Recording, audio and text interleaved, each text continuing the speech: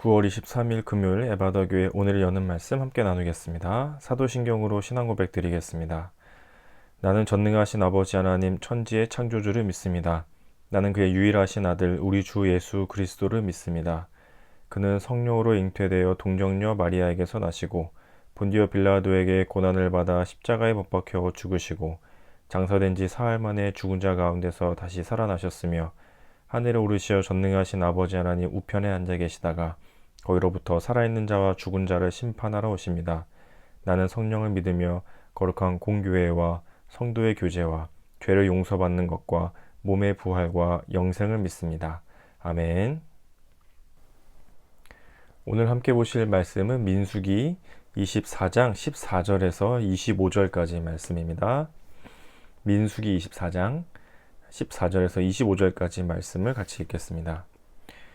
이제 나는 내 백성에게로 돌아가거니와 들으소서. 내가 이 백성이 후일에 당신의 백성에게 어떻게 할지를 당신에게 말하리이다 하고 예언하여 이르기를 부올의 아들 발람이 말하며 눈을 감았던 자가 말하며 하나님의 말씀을 듣는 자가 말하며 지극히 높으신 자의 지식을 아는 자 전능자의 환상을 보는 자 엎드려서 눈을 뜬 자가 말하기를 내가 그를 보아도 이때의 일이 아니며 내가 그를 바라보아도 가까운 일이 아니로다.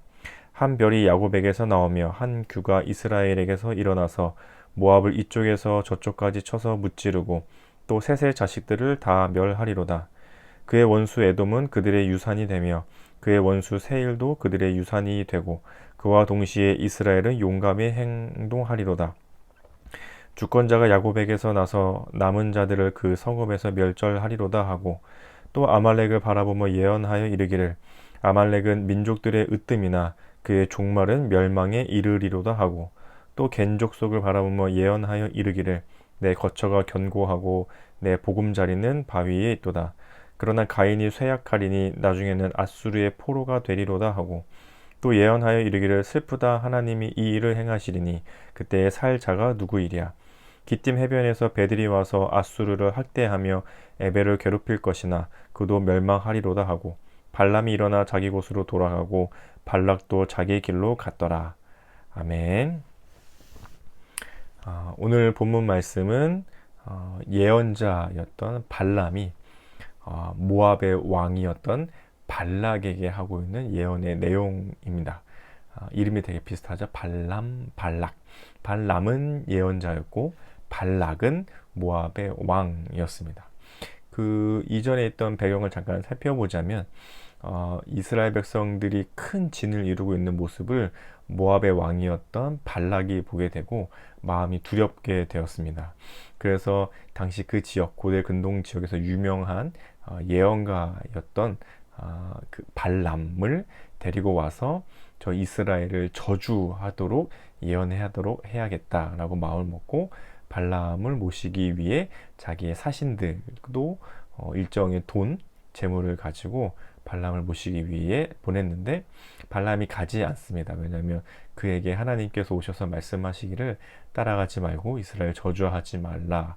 또 그들은 복을 받은 백성들이라 이렇게 말씀해 주셔서 발람이 따라가지 않고 다시 발락의 사신들로 돌아가게 됩니다. 발락이 한 번 더 사신들을 보내죠. 그리고 발람을 어떻게든 다시 초청해 오게 됩니다. 발람이 갈 때 하나님 말씀하셨는데 가되 내가 시키는 말만 해라 하면서 발람을 보내게 됐습니다. 가는 중에 나귀 사건이 있게 됩니다. 발람이 나귀를 타고 가고 있는데 그 앞에 그 하나님의 천사가 칼을 들고 서 있으니까 나귀의 눈에는 그게 보여서 나귀는 가지 않지만 발람은 얘가 왜 이래? 이러면서 계속 책짓질하면서 앞으로 가려고 하죠. 한 번 더 하나님께서 말씀해 주시죠. 가되 가서 이스라엘을 저주하지 말라. 발람이 그 얘기를 듣고 어쨌든 발락을 만나게 됐습니다. 발락, 모압의 발락 왕은 자기가 생각했던 대로 발람에게, 예언자 발람에게 저 이스라엘을 저주해 달라라고 얘기하죠. 그래서 발람이 예언자 발람이 그 얘기를 듣고 예언을 하기 시작하는데 4가지의 예언을 하는데 그 중에 마지막 예언이 오늘의 본문 말씀의 내용입니다. 첫 번째, 두 번째, 세 번째 예언은 당시 이스라엘, 현재 그 상태의 이스라엘에게 적용될 수 있을 만한 예언의 내용들이었는데, 지금 네 번째 하고 있는 이 예언의 내용은 당시 이스라엘에게 적용될 내용이라기보다 앞으로 있을 먼 미래에 일어날 수 있는 예언에 대해서 발람이 예언을 하고 있는데요. 17절에서 그래서 그 얘기를 하고 있습니다. 17절을 보시면, 내가 그를 보아도 이때의 일이 아니며 내가 그를 바라보아도 가까운 일이 아니로다 하면서, 지금의 일이 아니라 앞으로 먼 미래에 있을 일이다, 가까운 일이 아니라 멀리 있을 일이다 라고 하면서 예언하는데, 그게 무슨 내용이었냐면 17절 방금 읽었던 뒷부분을 보시면, 한 별이 야곱에게서 나오며 한 규가 이스라엘에게서 일어나서 모압을 이쪽에서 저쪽까지 쳐서 무찌르고 또 셋의 자식들을 다 멸하리로다. 한 별이 야곱에게서 나오고 한 규가 이스라엘에게서 일어난다. 별이 나오고 규는 그 왕의 지팡이 같은 거잖아요. 왕의 지팡이가 일어나게 될 것이다. 이후에 있을 1400여 년 뒤에 이 땅에 오실 메시아 예수 그리스도에 대한 예언을 지금 발람이 하고 있는 거죠. 그리고 그 한 별, 한 규가 일어나서 곧 메시아가 이 땅에 오셔서 하실 일들은 뭐냐면, 이 17절 뒤로 쭉 계속해서 나오고 있는 여러 강대국들을 다 멸하실 것이다가 이 이후로 나오는 본문의 내용들에 가득 차 있습니다. 그래서 에돔, 세일, 아말렉, 우리가 들어봤을 법한 그 이방 나라의 강대국들을 그 한 별, 한 규, 곧 메시아 예수 그리스도가 오시면 다 멸하실 것이다. 그리고 23절에서 결론적으로 얘기하기를, 또 예언하여 이르기를, 슬프다, 하나님이 이 일을 행하시니 그때의 살 자가 누구이랴. 하나님께서 그렇게 하실 것이니, 다 멸하실 것이니 그때는 아무도 살 수 없을 것이다는 예언이 발람의 입을 통해서 전해지게 됐습니다. 근데 이 발람 예언자가 좋은 마음으로 정말 예언했던 것은 아니고, 이 사람이 하나님의 선지자가 아니고 그냥 예언자였습니다. 근데 약간 22장부터 시작되는 이 발람의 얘기를 보고 있으면, 이 발람이 약간 재물의 욕심이 있었던 것 같기도 하고, 하나님의 말씀을 온전히 다 전하지 않고 어느 정도는 좀 숨겨두고 발람한테 얘기해주고, 그러면서 은근히 그 재물에 대한 욕심을 부리거나 더 많은 것을 차지하려는 모습들을 보여지는 것 보니까, 발람이 스스로 하나님을 잘 믿고 이스라엘을 정말 축복하는 마음으로 했던 것이 아니라, 이 사람은 하나님 정말 저주하라면 할 수도 있을 만한 사람이었는데, 하나님께서 발람을 통해서 이스라엘을 저주하지 않고 축복하고 있는 모습을 보여주고 있거든요. 그러니까 하나님께서 이 메시아에 대한 예언, 예수 그리스도가 이 땅에 오실 거라는 예언, 이스라엘을 저주하지 않고 복된 나라요, 복된 민족이라고 예언하고 있는 이 내용들은, 하나님께서 하나님의 백성들을 어떻게 지키시고 보호하고 계시는지를, 하나님께서 어떻게 일하고 계시는지를 볼 수 있는 내용이기도 하고, 또 한편으로는 이 1400년, 1000년도 넘는 뒤에 오실 메시아에 대한 예언은 이 당시 이스라엘 백성들에게 어떻게 들려졌을지에 대해서 한번 생각해 보게 되기도 합니다. 당시에 이스라엘은 그 자신들의 나라도 없이 광야를 떠돌고 있는 중이었잖아요. 하나님께서 약속하신 가나안이라는 곳을 향해서 40년을 사막 광야에서 맴돌고 있는 그들에게 1400년 뒤에 한 별, 한 규가 이 땅에 오셔서 그러한 강대국, 지금 현재의 강대국들 다 멸하시리라라는 이 예언의 말씀은 사실 참 보이지도 않고 어떤 일이 일어날지 상상도 할 수 없을 만한 말씀이었을 것입니다. 하지만 우리가 알고 있다시피 실제로 이때로부터 1400년 뒤, 지금으로부터 한 2022년 전에 실제로 예수 그리스도께서 메시아로 이 땅에 오셨고, 처참하고 볼품없이 십자가에 죽으셨지만 그것이 하나님의 복음의 메시지가 돼서 지금까지도 하나님의 나라가, 교회가 세워져 가고 있는 일들을 보게 되면서, 우리는 이 예언이 어떻게 이루어졌는지, 또 어떻게 이루어져 가고 있는지를 볼 수 있게 되었습니다. 지금으로부터 1400년 뒤, 지금 2022년인데 한 3400년 뒤에는 어떤 일이 일어날까요? 상상이나 해볼 수 있으세요? 당시의 강대국들이라고 불려질 만한 나라들은 다 멸할 거라는 말이 1400년 뒤에 일어날 거라고 이 당시에 이스라엘 백성들이 상상이나 할 수 있었을까요? 지금 우리가 강한 힘을 가지고 있는 것들이라고 여겨지는 것들이 1400년 뒤에도 여전히 있을 거라고 우리는 생각할 수 있을까요? 한 10년, 20년 전에 유행했고 혹은 이름을 떨쳤던 기업이나 혹은 그런 사람들이나 혹은 그런 일들을 한번 생각해 보세요. 10년, 20년, 30년이 지난 뒤에는 이름도 없이 사라진 것들이 얼마나 많이 있으니까.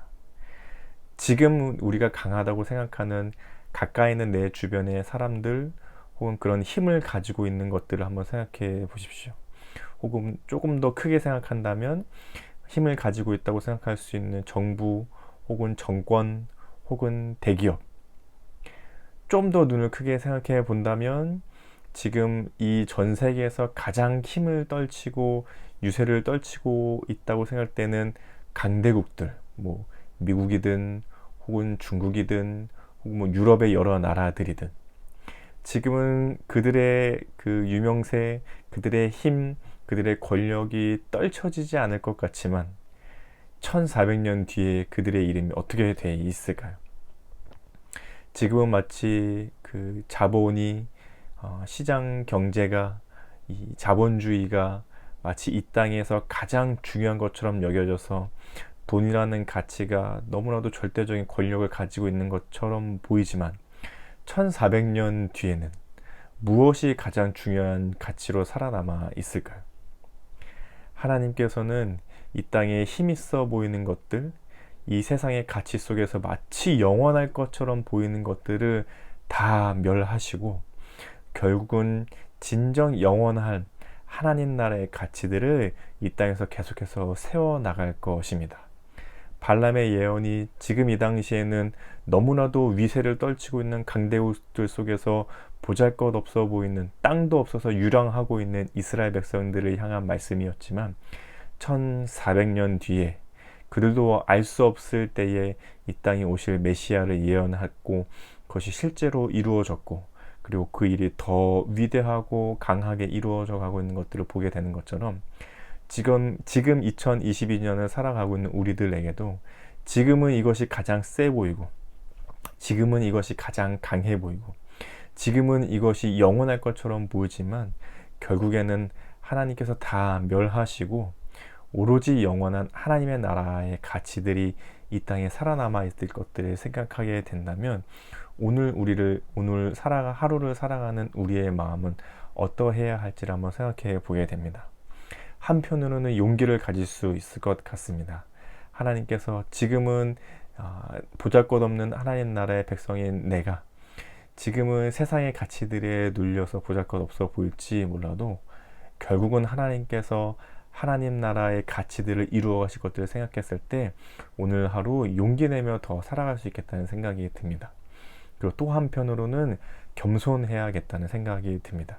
하나님이 아니고서는 영원한 것이 없으니 오늘 내가 옳다고 생각하고 중요하다고 생각하는 것들이 언제 뒤바뀔지 모르고 언제 하나님께서 더 중요하다고 생각하시는 것들이 세워져 갈지 모르니 오늘 하루 또한 겸손하게 살아가야겠다는 생각이 들게 됩니다.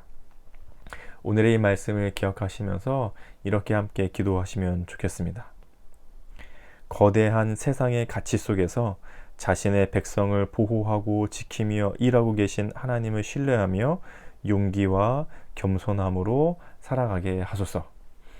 그래서 오늘 하루 담대하고 용기를 내되 또 한편으로는 겸손한 마음으로 하루를 살아갈 수 있으면 좋겠습니다.